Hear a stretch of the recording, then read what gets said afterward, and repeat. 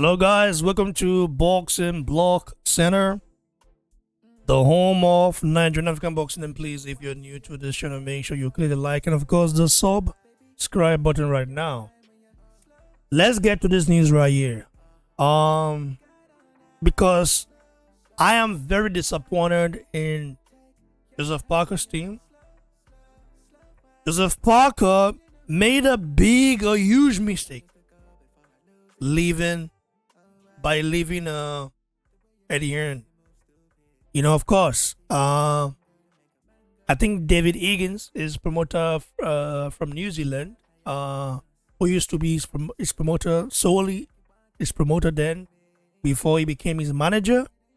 And then, of course, Eddie Hearn signed Joseph Parker. Somehow, for some reason, Parker left Matchroom, signed with Queensbury. Parker has always been a guy that signed because he wants the UK audience. He wants to be loved by the UK audience. Forgetting that he's from New Zealand. I believe New Zealand is a country of, I think, 12 million population. Because in comparison to UK, small, economy-wise, New Zealand does have good economy, in my opinion. However, the people are too greedy to spend their money, and boxing is not really big there because David Higgins, hasn't been able to do what Eddie Hearn did in the UK, for example. Because Eddie Hearn, despite his dad Barry being a boxing promoter Don in the UK, Eddie Hearn took Matchroom to a global, he took Matchroom to global stardom. He took Matchroom boxing to something else. Literally, Matchroom boxing now is the biggest global boxing promotional company. For real. Frank Warren is just based in the UK. I feel Joseph Parker signed to Queensbury because of Tyson Fury, because I think he's a good friend with Tyson Fury. When I heard the rumors that Parker is fighting Fabio Wardley, I was like, wow, for real? Because it's very surprising for someone like Parker, who have been very much active and has earned his shot at the WBO title. He's earned it. Of course, he's a former WBO champion. But I mean, he's earned it this time around. He's fought Deontay Wilder, fought Matty McCauley, of course, under 24 hours notice. I understand that. Being active, doing things against giants that we didn't expect him to do. You've got to give this guy a shot. Finish. But somehow, some reason, Frank Warren cannot always put Joseph Parker last. And I blame Parker for this. You made your bed. Now you have to lie on it. Because when you move from Matchroom to Queensbury promotion, I said this is a bad move.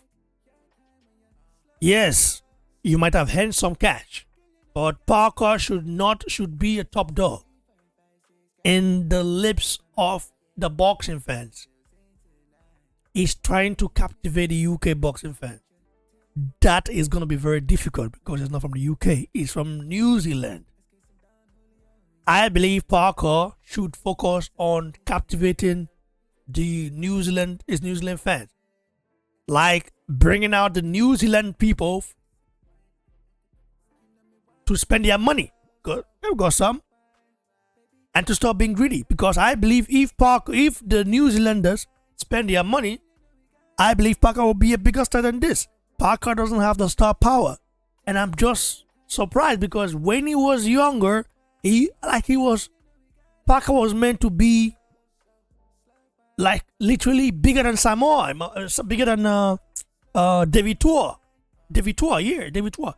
He's supposed to be bigger than David Tua because David Tua, despite David Tua having this reputation, having the reputation of a monster, we know David Tua was one of the best at the time.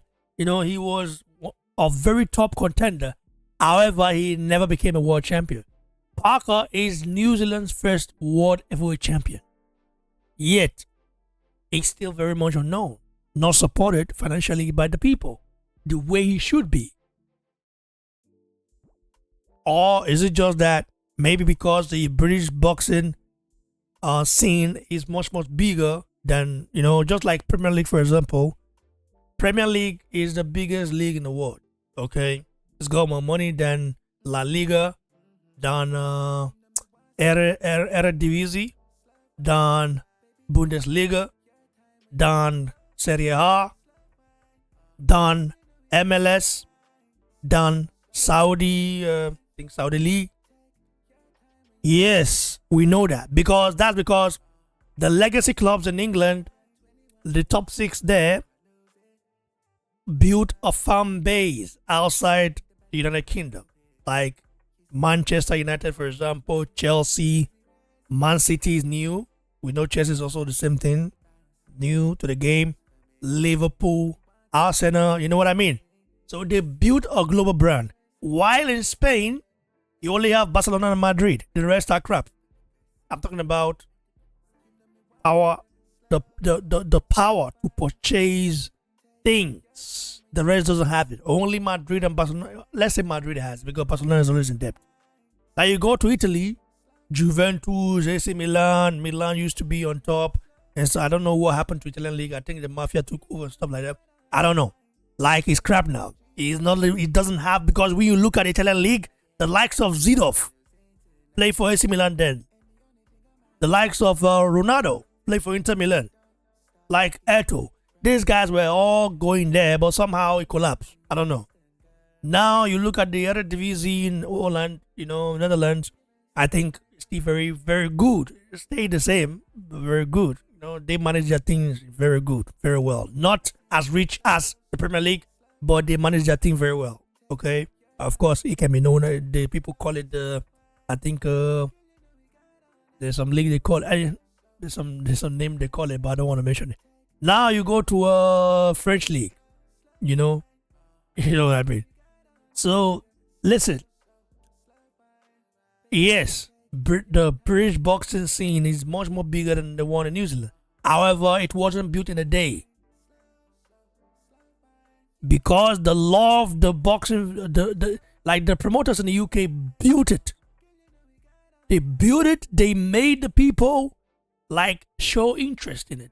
I think David Higgins should have done that in New Zealand. I don't know the landscape there, but I think they because Israel is literally supported by New Zealand.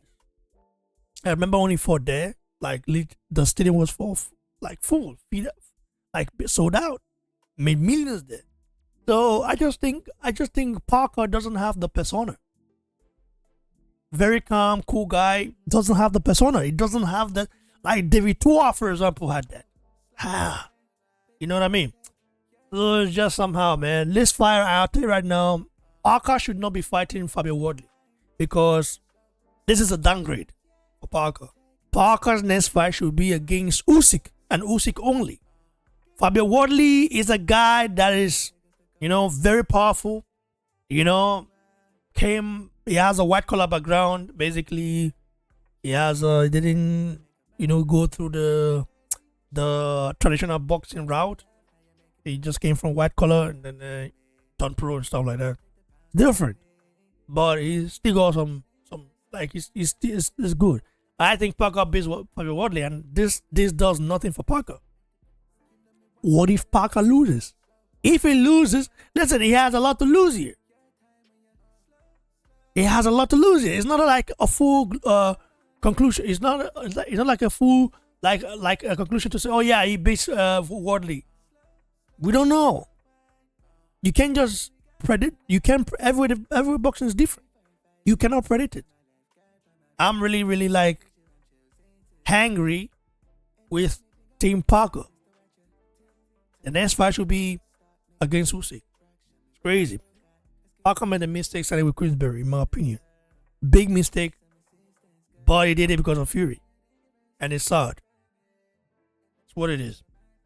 Stay tuned, guys. God bless you.